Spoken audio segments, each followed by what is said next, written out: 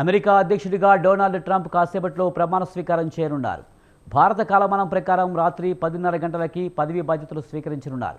దీనికోసం కుటుంబ సమేతంగా ఆయన ఫ్లోరిడా నుంచి వాషింగ్టన్కు సైనిక విమానంలో చేరుకున్నారు.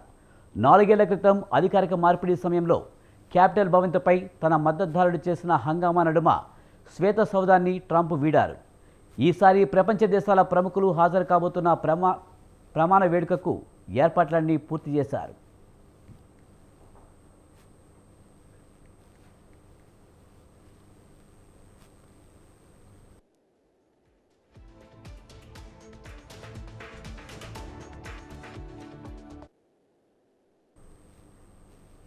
పగ్గాలు చేపట్టిన మొదటి రోజే తన ముద్ర స్పష్టంగా కనిపించాలని ట్రంప్ భావిస్తున్నారు.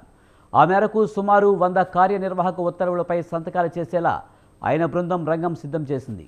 ఎన్నికల వాగ్దానాల మేరకు ఇవి జారీ అవుతాయని ఆయన సన్నిహితులు పేర్కొన్నారు.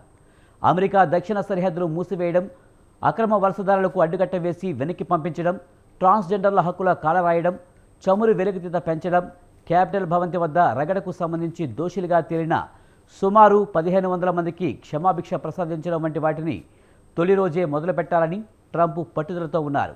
అమెరికా సైన్యంలో ట్రాన్స్జెండర్లను నిషేధించాలని ట్రంప్ నిర్ణయిస్తే ఒకేసారి 15,000 మంది ఉద్యోగం కోల్పోయే అవకాశం ఉంది. పలు దేశాలపై అదనపు సుంకాల విధింపుపైన నూతన అధ్యక్షుడు నిర్ణయం తీసుకోనున్నారు. బైడెన్ అధ్యక్షుడైన తొలి వారంలో 22 ఉత్తర్వులపై సంతకాలు చేశారు.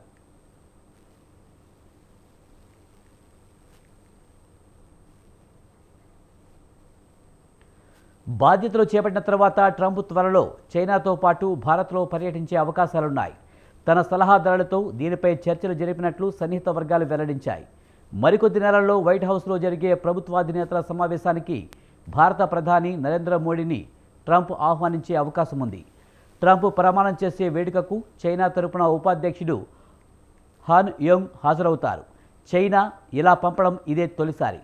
చైనా అధ్యక్షుడు జిన్పింగ్నే ట్రంప్ను ఆహ్వానించారు. విదేశీ నేతల ప్రమాణ వేడుకకు ఎన్నడూ హాజరు కాని జిన్పింగ్ తన బదులుగా ఉపాధ్యక్షుడిని పంపిస్తున్నారు. భారత తరపున విదేశాంగ మంత్రి జైశంకర్ హాజరు కానున్నారు.